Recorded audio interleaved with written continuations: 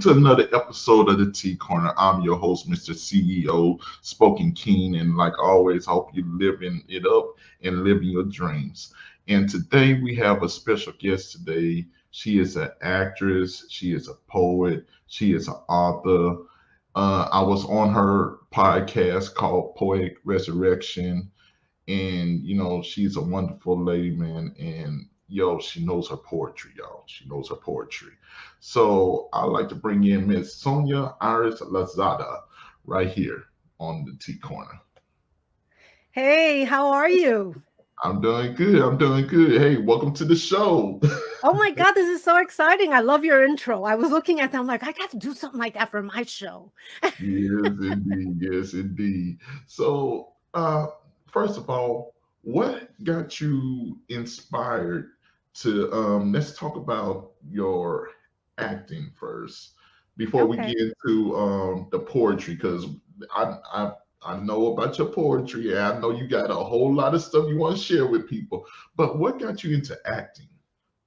Well, ever since I was a little kid, I was always acting. I couldn't wait for people Hmm. to come over. I thought I wanted to be a dancer when I was a kid. Hmm. And so I would take like my skirt or my dress and I put the hem in my underwear and pretend it was a tutu and start Hmm. entertaining in front of people. But what really got me into, because my family is musical. Hmm. My mom's side of the family, the musicians and singers and all of this kind of stuff. So I thought that was the path I was going to take Hmm. until a friend of mine had a heart attack. And I was in my 20s then, he was in his 40s. And he says, come on over, let me give you free acting lessons. They don't let me out of the house. And so I just need to help, to do something. So can you come over and I'll give you free acting lessons? I go, okay. Yeah. And then from there, I got bit. I started really liking it. He hooked me up with um, a coach, a trainer that had a class because he says, I can't do any more with you on one. You need to go take a class and do scene study. So his name was Ed K. Martin. And I had no idea who he really was. I just really liked him. I interviewed. If he Hmm. liked you, he brought you into his class. Yeah. Since I didn't have any background yet, he had a class of people that had, like he said, that these are my people that have potential, but they don't have really any credits yet. So Hmm. he took a class with him there, and it was only three of us. And then he threw us into his regular class. Mm. And I'm like, there were people that had TV series in that class. Hmm. Renee Russo was one of my classmates. Mm. So it was like I'm looking at all these people. That person's on that TV show, and I was so intimidated because I had no stage credits except for doing in high school doing some what do you call it, improv. Hmm. But otherwise, I didn't have any credits or anything like that. So it was quite intimidating to see a bunch of working actors in the same class as me. But he was great and I learned a lot from him. I started taking scene studies from other people. Hmm. And there are many times when you're an actor, you want to quit because you really want to make a living out of something you love. Hmm. But less than 5% of the actors in SAG make a living off of acting. They Oh, have to have, I know that's like huge, less yeah. than 5%. So you have to have a side gig. And a lot of actors have, they are coaches or teachers or, they do something else. Me, I wanted to do something very separate from acting to support myself. I didn't want to do more acting. Hmm. So I went that way, but I was about to give up. It was like 5 years later. Hmm. And Ed calls me up and he said, don't ever give up. You have out of the blue. He just called me. He says, don't give up. You have a lot of potential. You could do this. Mm. So I went, okay, and I thought that was so nice because I knew he moved to Chicago and I didn't know why he moved to Chicago, but he died the following week Mm. because I got notice of his memorial Hmm. and I was one of the last people he called. So I'm like, damn you, Ed. Now I have to stick to this. But Yeah. that's how I got it. And I started doing theater because, you do a lot of local theater. You Hmm. join theater groups. And then you start going out on auditions, and how you get started easier as an actor is you go into commercials because they're more open to Mhm. having people that are don't have many credits. They're looking for a look more than anything, you know. So that's how I got my SAG card.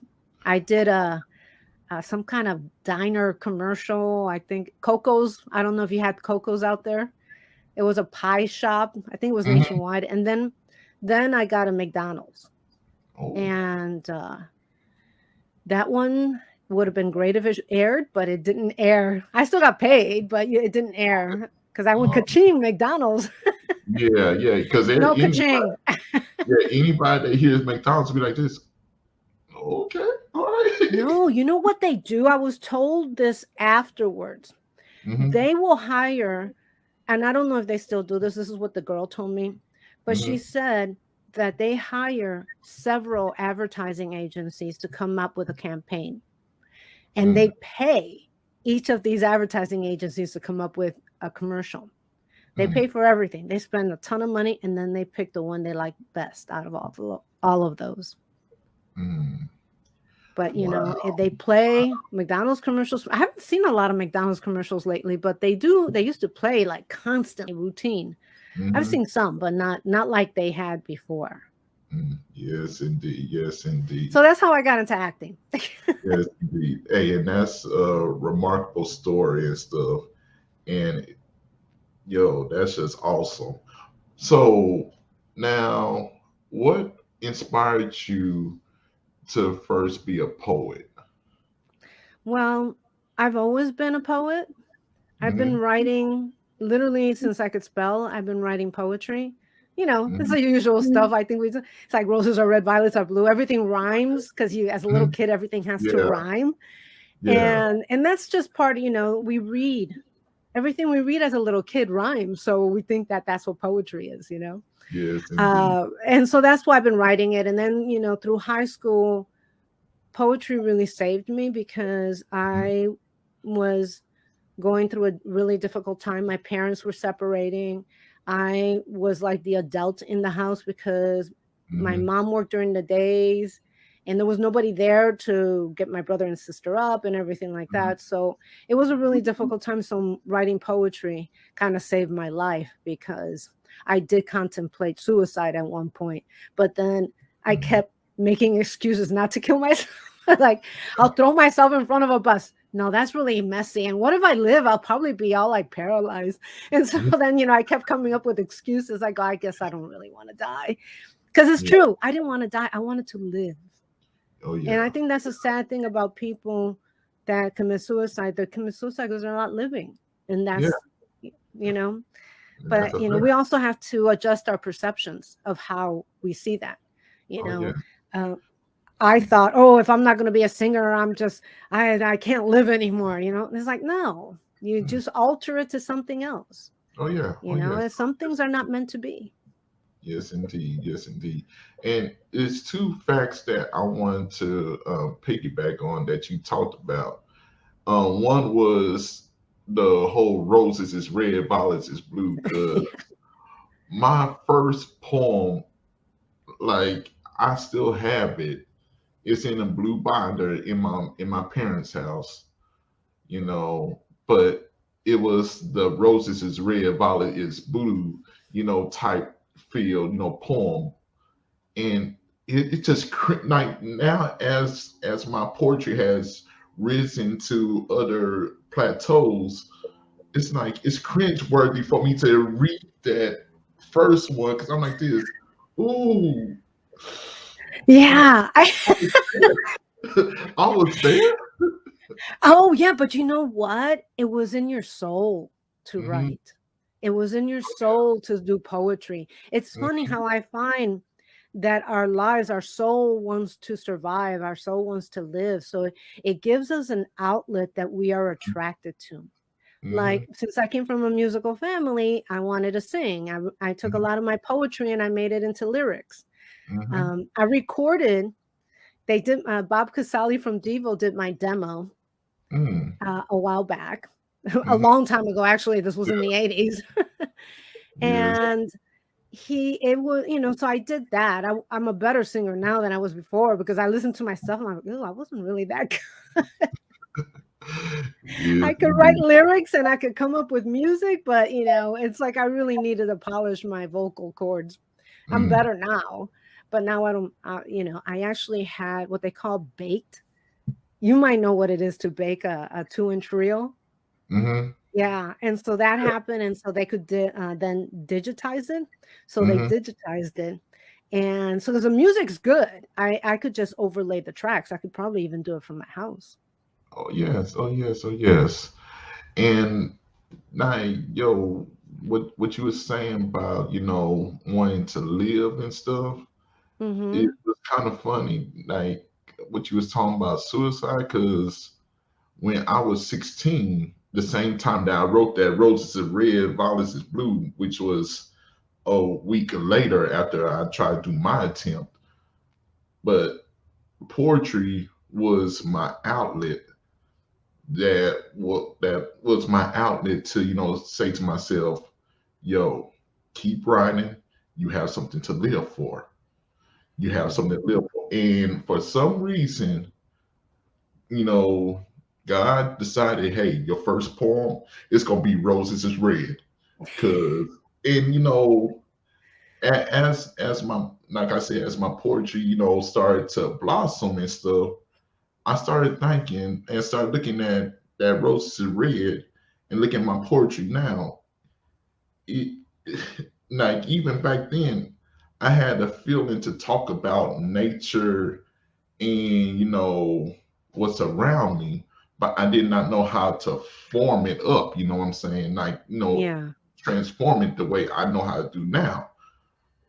And so even though it's cringeworthy for me to read it, at the same time, I'm like, yo, even back then, I was thinking about my elements around me, like the roses and the violets and the colors and the array of colors of life and stuff like that. And if I do this one thing, I won't be able to touch this or touch that or see this array of colors like how I'm seeing right now. And so I think in one of my poems, I, went back to that roses is red and stuff. It was thinking about it in a more deeper tone. You know what I'm saying? So, yo, even though your first poem might be roses is red, hey, it's okay. It's all right. It's going you gonna make better ones, okay? So yeah, and it's just like very nice to hear, about poets and their first poem and stuff, because it's like it's either that one or it's a Dr. Seuss type, poem, where you're talking about green eggs and ham or something, you know what I'm saying? Um, So yeah, it's just my awesome. my my favorite rendition of Green Eggs and Ham was the Reverend. Mm, Oh, what uh, he lived in Chicago. Jesse Jackson. yeah, Jesse Jackson. He did Green Eggs and Ham. He Yeah. killed it, man. It was so good. Oh yes. Oh yes. I actually remember when he did that. I was like, oh really? So we doing green eggs and ham, huh? Okay, that's what we doing today. All right. His delivery was killer. Yes, indeed. Yeah. Yes, indeed. So as a poet and also y'all, ladies and gentlemen, she's also an author and stuff. And she has some books here that she would like to tell y'all about. So hey, so what books have you created and that you would like for the people to go shop and go look at, and hey, the floor is yours. Okay. So, well, all my books are available on Amazon.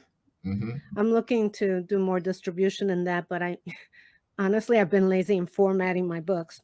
Hmm. So, my first book is Inspire Me Raw, and this one I wrote it. It's my very first book. Hmm. I got it an editor because I knew that I was writing. just from emotion, and Mm-hmm. I needed someone objectively to clean it up. Mm-hmm. And so I hired an editor, and I just rehired another editor, and my first two books in the Mm-hmm. Inspire Me series were re-edited. But Inspire Me Raw is about raw emotion.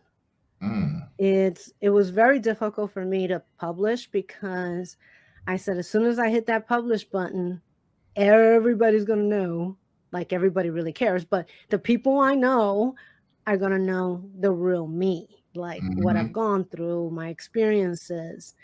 And I was so vulnerable with Mm-hmm.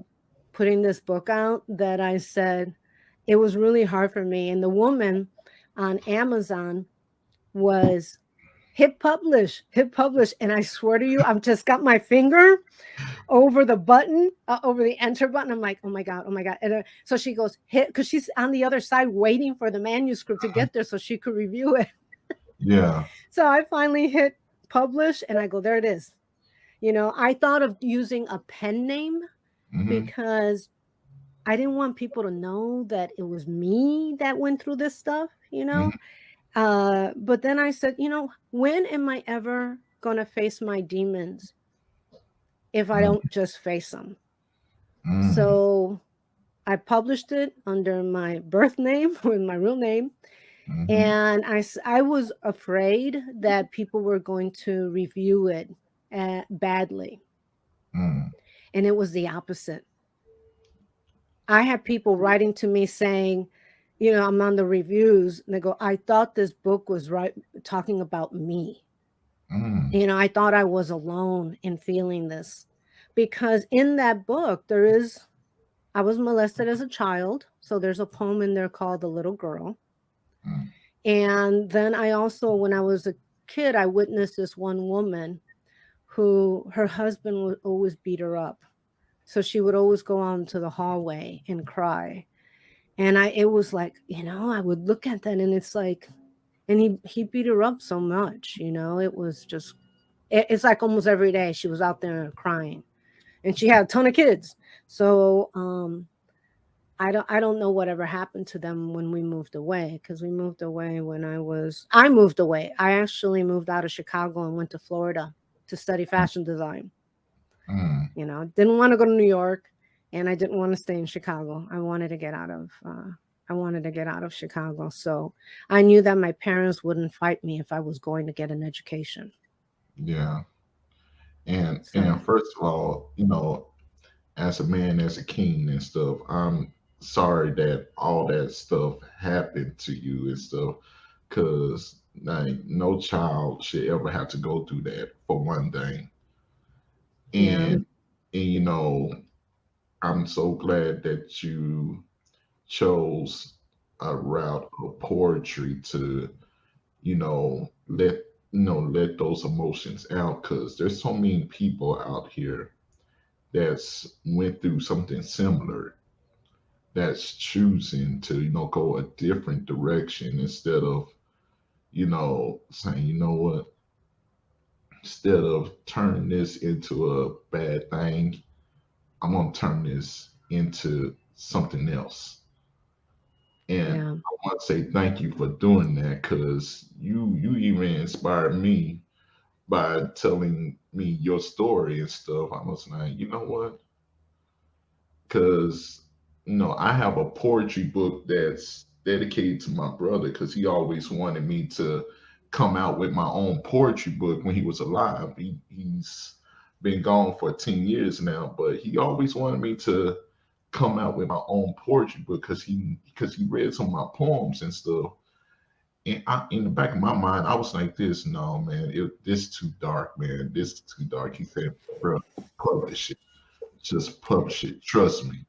So literally on my hard drive, on my external hard drive, on my computer, I have that book. And I was like, should I do it today? Should I? Because I know. It's like, you know what, I had when I went to my editor, I didn't meet her until, you know, we talked on the phone, and I said, let me go over, and I had sent her my work first. to see if she could Mhm. work with me. Mhm. And I walk in and I'm like outgoing and I'm like, how you see me, right? And she goes, you are not at all what I expect. Yeah. She Yes, expected this indeed. dark, gloomy, broken soul. I go, no, it's, Oh. I always find that things happen in life for a reason. Mhm. I used to think it was things happen in life for a lesson. Mhm. But as a child, what do you know about sexual abuse, And I was lucky that my parents were the best parents ever. And it was never in the family that happened. It was a stranger. Mhm. Um, but it was, like, what was my point? Oh, so with my experience Mhm. is I feel is for me to tell other people that you're okay, that you could Mhm. overcome this, because with that comes a lot of shame and value. Mhm. So I had the shame, I still value myself. And what, some women think, well, I don't have any value, so it doesn't matter who I sleep with or what I do. Yeah. And then with me, it was the opposite. It's like I have value and no one's ever going to do this to me again. Mhm. And I was this kid. I was like 4 years old. What does a 4-year old know? Man. You know? So that's the poem, The Little Girl. I don't read it because it's kind of like too much for me, Yeah, I feel but you. I could read the poem about the neighbor woman. Oh, okay. And Okay. yeah, Oh, I wrote this at a writing class. mhm. And one of the girls there was like almost in tears because she goes, I had a bad relationship. I was abused. And she goes, and you hit it right on the head. And I did not experience it. I'm empathic, so I can feel what another person feels. Mhm. So it was just really hard for me to see And before this and woman. before you get started, because I'm about to give you the whole floor and stuff, I just want to say Okay. one thing real quickly. Welcome to the Poetry Corner, y'all. And here's Miss Sonia Lozada right here on the T Corner, y'all. This one's called Forget.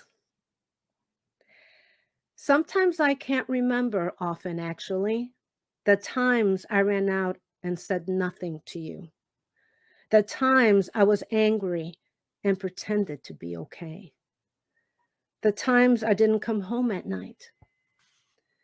Sometimes I can't remember often, actually, when your anger lashes out at me, when you drank too often and hurt me, when you disappeared into the aberrant abyss of time.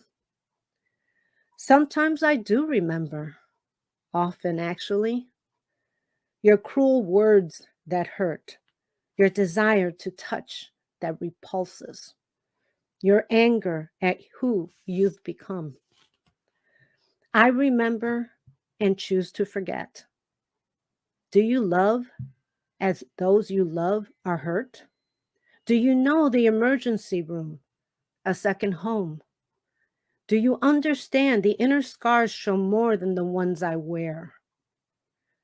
Sometimes I can't remember, often actually, the raising of happy children here, the life we thought was possible, the comfort of a safe, loving home. Sometimes I can't remember, often actually, how reality needs exposure, how I've always remembered, how the lights slowly dim on you.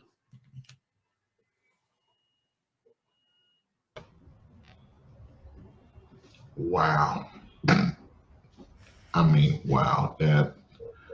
I mean, where did I even start? Like you talk about the emergency room, how it affects like the loved ones and how it affects around. I'm like, like let's break this down for a minute. Like Okay.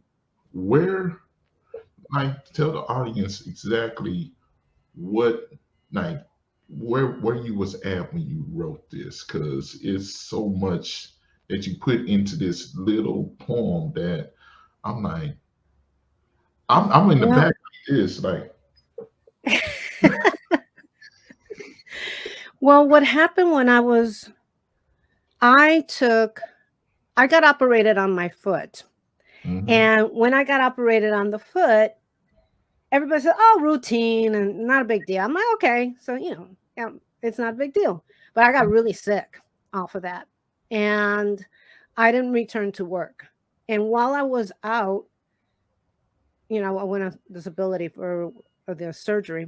But Mm-hmm. while I was out, all these stories started bubbling up. Like everything started coming to the surface because I had a chance to not have to work.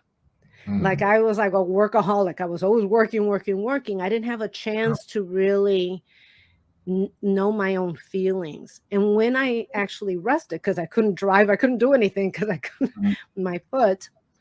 Um, all the poems and the stories started coming back to me. And Mm-hmm. so I started writing it down, and it was like an overflow. I would start in the morning, and at 10 o'clock, I'm still writing poetry. So it's like I was taking 12 hours to just write, write, write. I would stop to eat, and that's about it. Mm-hmm. And this whole book came out of that, out of Mm-hmm. that period.